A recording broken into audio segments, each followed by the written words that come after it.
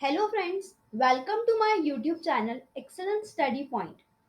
हमारे YouTube channel excellent study point में आप सभी का स्वागत है।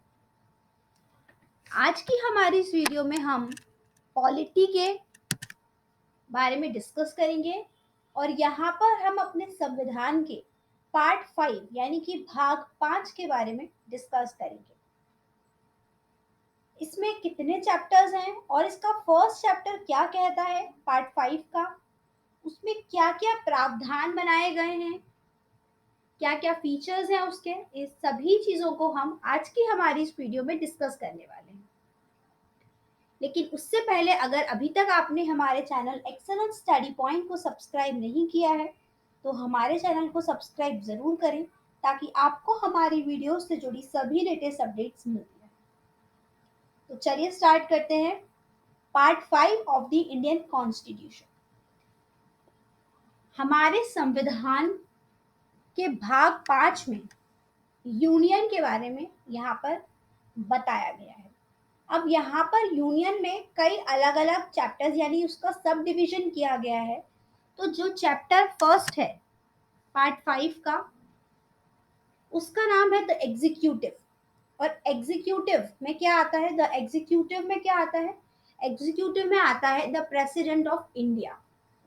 यानी कि आर्टिकल 52 हमारा कहता है भारत के राष्ट्रपति के बारे में। ये कहता है कि यहाँ पर भारत में एक राष्ट्रपति भी होते हैं। तो इसके बारे में ये क्या क्या इंपॉर्टेंट बातें कहते हैं, तो यहाँ पर ये याद रखिएगा कि पार्ट 5 में द यूनियन है, जो कि पार्ट 5 उसमें चैप्टर 1 में द एग्जीक्यूटिव में आर्टिकल 52 में प्रेसिडेंट के बारे में यहाँ पर बताया गया हमारे संविधान में। तो उसी के बारे में आज हम यहाँ डिस्कस करेंगे, इंडिया के प्रेसिडेंट के बारे में कि किस तरीके से इनकी अपॉइंटमेंट होती है, क्या इनका टेन्योर होता है, किस तरीके से ये वर्क करते हैं, सब कुछ। तो आर्टिकल 52 क्या कहता है प्रेसिडेंट ऑफ इंडिया के बारे में कि there shall be a president of India. इसके बाद आता है article 53 executive power of the union, यानी कि जो यूनियन है उसके क्या एग्जीक्यूटिव पावर होते हैं। The executive power of the union shall be vested in the president and shall be exercised by him either directly or through officers. जितने भी यूनियन के पावर्स होते हैं ये सभी कुछ राष्ट्रपति के हाथ में होते हैं। आप डायरेक्टली कह लीजिए या फिर कई ऑफिसर्स जो सब ऑर्डिनेट करते हैं उनके थ्रू, लेकिन ये सब किसके पावर में होता है एग्जैक्टली ये किसके पावर में होता है? ये होता है प्रेसिडेंट के पावर में। Without prejudice to the generality of the foregoing provision, the supreme command of the defense force of the union shall be vested in the president। यानी कि यहाँ पर जो डिफेंस फोर्सेस की सुप्रीम कमांड होती है ये भी प्रेसिडेंट के हाथ में होती है। And exercise thereof shall be regulated by laws। Nothing in this article shall be deemed to transfer to the president any functions conferred by any existing law on the government of any state or other authority। यानी कि जितने भी कानून है, प्रावधान है parliament के, ये सभी कुछ जो है ये अथॉरिटी ऑफ द प्रेसिडेंट के हाथ में ही होती है। उनमें बदलाव करना ये सब कुछ इन्हीं की सहमति द्वारा यहाँ पर किया जाता है। तो ये यूनियन के पावर्स हैं और ये यूनियन के पावर्स किसके हाथ में होते हैं? प्रेसिडेंट के हाथ में। अब आर्टिकल 54 हमारा कहता है कि किस तरीके से प्रेसिडेंट का यहाँ पर इलेक्शन किया जाता है, किस तरीके से हमारे राष्ट्रपति का चुनाव किया जाता है। तो the president shall be elected by the members of N electoral college consisting of the elected members of both houses of parliament and the elected members of the legislative assemblies of the state। यानी कि parliament के दोनों house, Lok Sabha and Rajya Sabha, उन houses के base पर और जो members elect किए जाते हैं लेजिस्लेटिव असेंबली ऑफ स्टेट से, उन्हें लेकर ही यहाँ पर प्रेसिडेंट का चुनाव होता है। उनके द्वारा ही यहाँ पर राष्ट्रपति का चुनाव किया जाता है। जो मेजोरिटी होती है वो जिसे सिलेक्ट करती है लेजिस्लेटिव असेंबली में भी और पार्लियामेंट हाउस में भी, उसी को यहाँ पर राष्ट्रपति पद पर नियुक्त किया जाता है।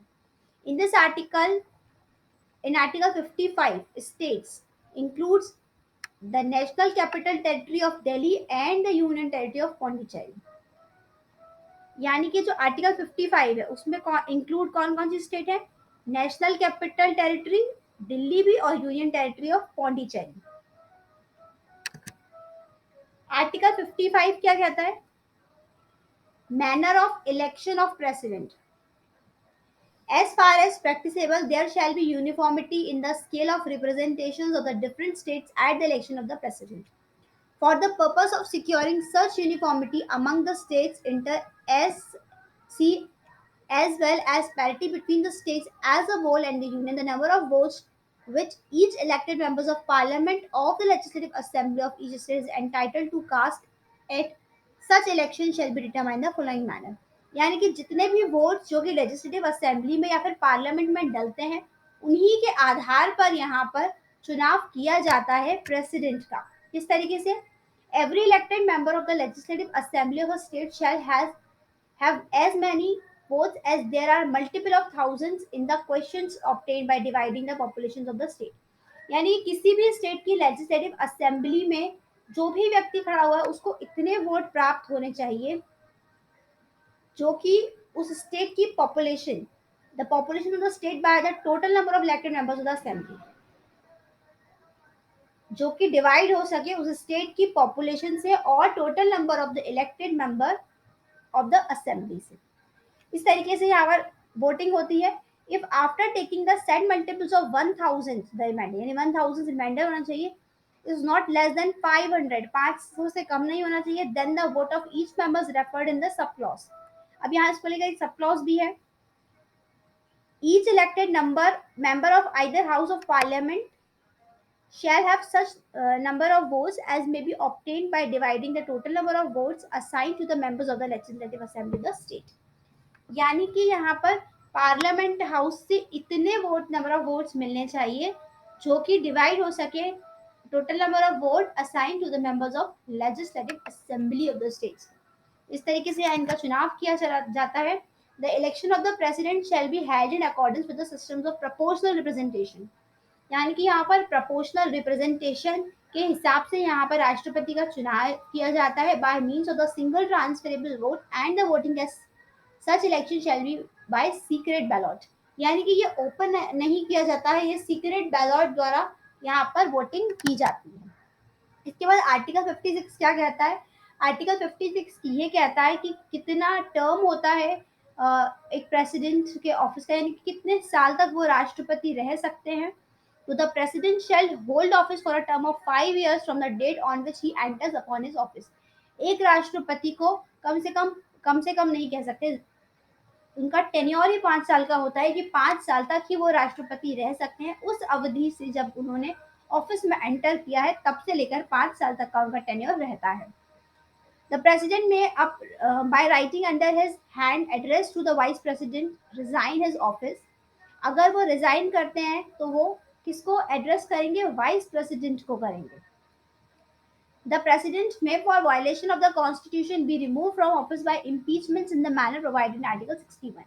यानी कि अगर किसी तरीके से जो राष्ट्रपति हैं वो संविधान के प्रति किसी तरह का वायलेशन करते हैं तो उन्हें उनके पद से हटाया जा सकता है और उन पर क्या लगाया जाएगा? इम्पीचमेंट लगाया जाएगा। इम्पीचमेंट क्या होता है इसके बारे में हम डिटेल में डिस्कस करेंगे, लेकिन जो इम्पीचमेंट है प्रेसिडेंट के लिए वो आर्टिकल 61 में होती है। The president shall, notwithstanding the expirations of his term, continue to hold office until his successor enters upon his office। यानी कि ऐसा नहीं है ये राजा महाराजाओं के टाइम जैसा होता था कि भाई राजा के बाद उनका सक्सेसर आ जाएगा, ऐसा नहीं होता।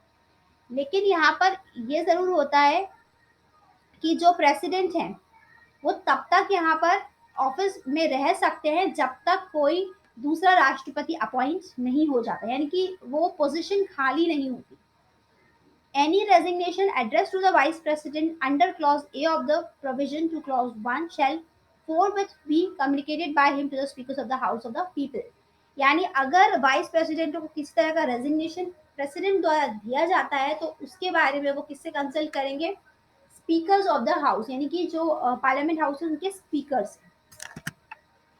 आर्टिकल 57 क्या कहता है? एलिजिबिलिटी फॉर री इलेक्शन, यानी दोबारा इलेक्शन होने की, राष्ट्रपति चुनाव दोबारा होने की क्या एलिजिबिलिटी होती है?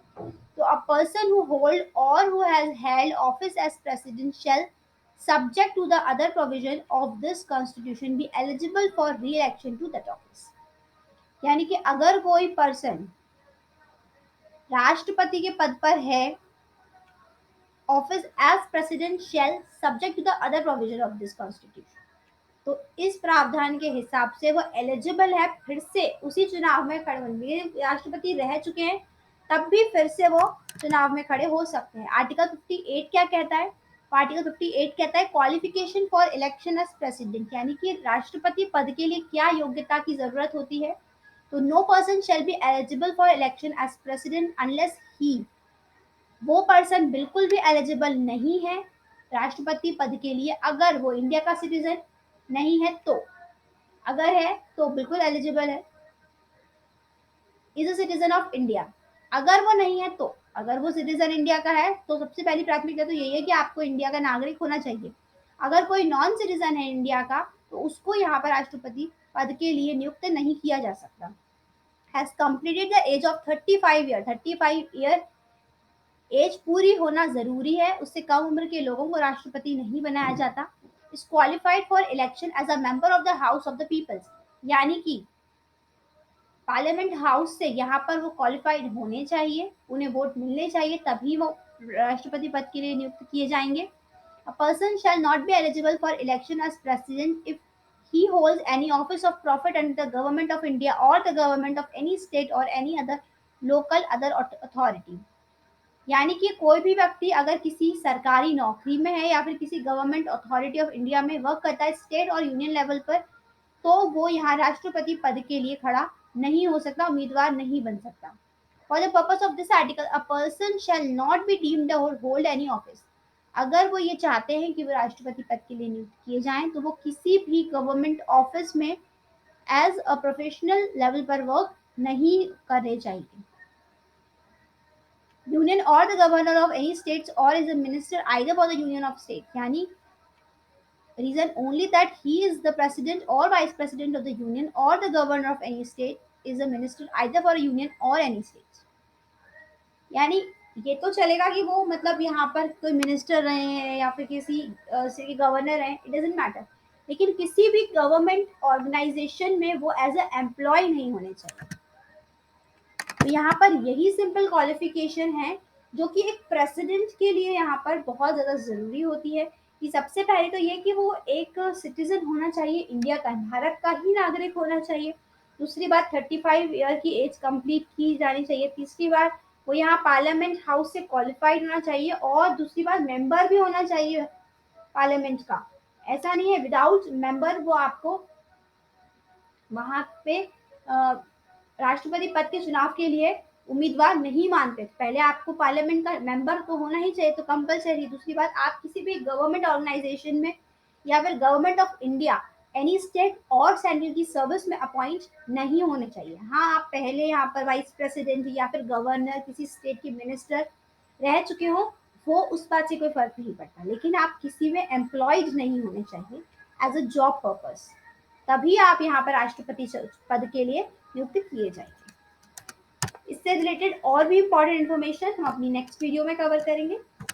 आज की वीडियो में बस इतना ही। अगर आपको हमारी वीडियो पसंद आई हो तो इसे लाइक करें, शेयर करें अपने दोस्तों के साथ और हमारे चैनल एक्सीलेंस स्टडी पॉइंट को सब्सक्राइब करें ताकि आपको हमारी वीडियो से जुड़ी सभी लेटेस्ट अपडेट्स मिलती रहें। Thank you.